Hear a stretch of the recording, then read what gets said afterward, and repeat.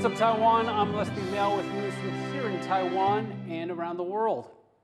The International Monetary Fund has updated its predictions for global growth, giving a rosier outlook. It's now projecting 3% growth for 2025 and 3.1% for 2026. But those numbers could change. Projections remain about 0.2 percentage point below our pre-April 2nd forecasts, indicating that the trade tensions are hurting the global economy. Lower tariff rates compared to those announced in April and a weaker U.S. dollar are the main drivers for the slightly improved numbers. And global inflation continues to fall. It is projected to reach 4.2% for 2025 and keep dropping to 3.6% in 2026. However, the IMF warns that a breakdown in trade talks or renewed protectionism could weaken international growth and fuel inflation in some countries. New figures from Taiwan's finance ministry show that the gender income gap dropped in 2023, though there's still a significant difference. On average, women had an annual total income of $16,000, while men made just over $25,000, or 1.57 times more, for a gender pay gap of just over 36%. That's slightly down from the previous year when men made 1.6 times more than women. An elementary school baseball team from Taiwan is heading to the U.S. to compete in the Little League World Series. These young stars are hoping to outdo last year's performance and bring home the top spot.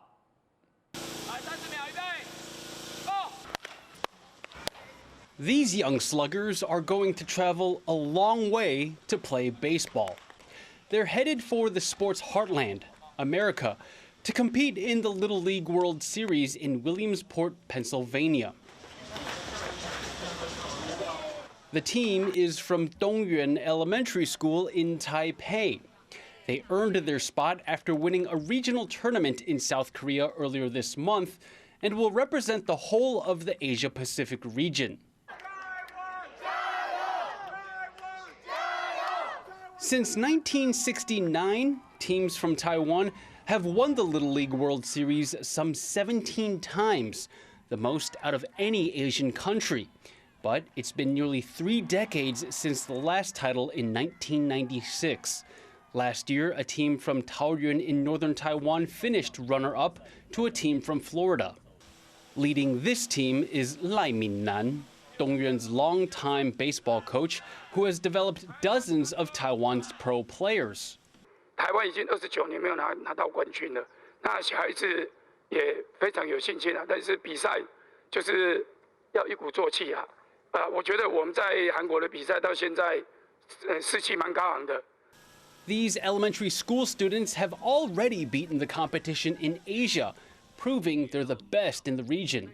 But they're not stopping there. Now they're headed to faraway Williamsport, where they want to stake their claim as best in the world.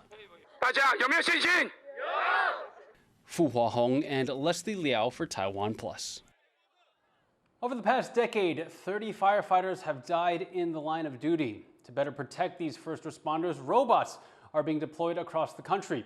Our reporter Sandy Chi looks at how these robots help keep first responders safe in hazardous situations. When the alarms sound, firefighters spring into action, racing against time and sometimes into burning buildings, putting their lives at risk to keep the public safe. But now new technology is helping take on some of the most dangerous tasks.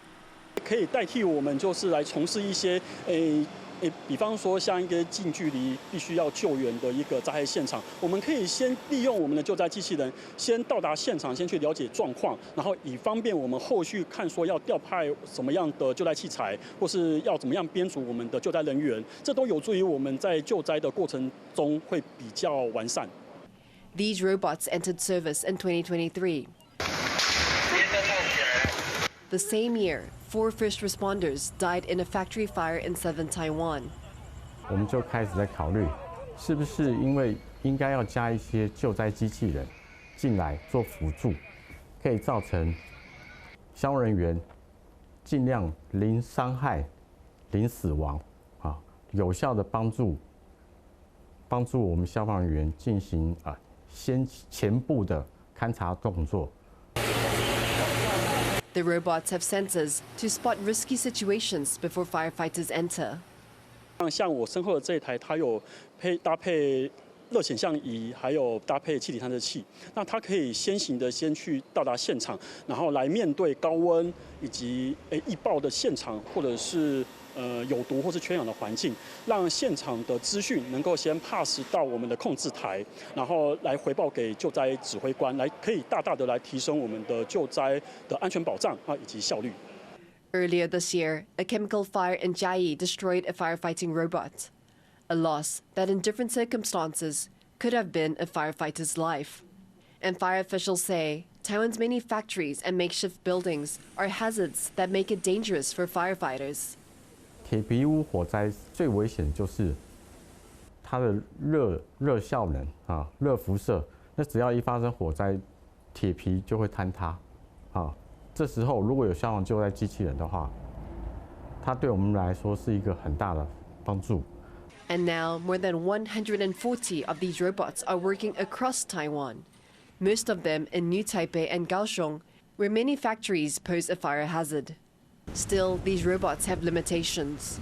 以这台电动驱动的机器人来说，基本上只要是蓄电池，大家都知道就是会有续航力的问题，所以后续未来可以朝向说可能是电量、电力的扩充，又或者是像我们充电时间的缩短，这都有助于说后续我们救灾机器人可以再次的投入到我们的救灾现场。In the years since their introduction, these robots have proven their usefulness.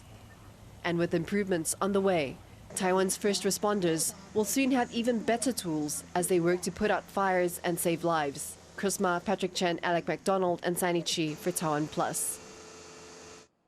Rail enthusiasts in Taipei are in for a treat.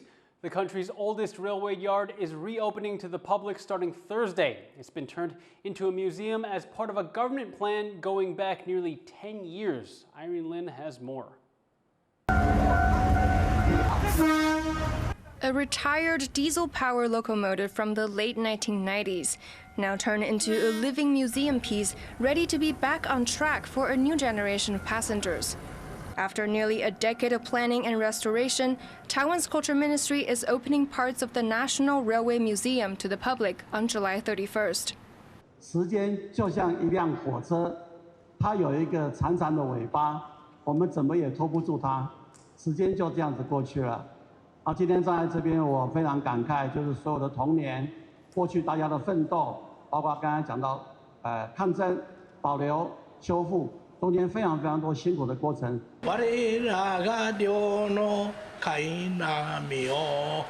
One of the few industrial museums in the country, the Taipei Railway Workshop was first known as the Taihoku Railway Workshop, set up in 1935 during the Japanese colonial era. Located in the heart of Taipei, it used to be the country's largest base for maintaining rolling stock, and it's overseeing over 80 years of railway evolution. Since the yard was relocated in 2013, it was named a National Heritage Site in 2015, collecting dust and rust until an official plan for repurposing it kicked off the next year.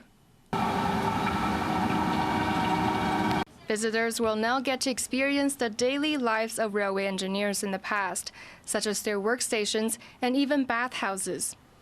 The National Railway Museum will fully open in the next few years as restoration work continues, welcoming railway enthusiasts and all those who grew up with the significance of this workshop to revisit the past. Howard Zhang and Irene Lin in Taipei for TaiwanPlus. And thank you for watching What's Up Taiwan. You can visit the TaiwanPlus website or follow our social media for more stories from Taiwan and around the world. Finally, we take you to London's Kew Gardens, where a new carbon garden is opening to show how nature can help rebalance the carbon cycle. I'm Liao. Take care. See you next time.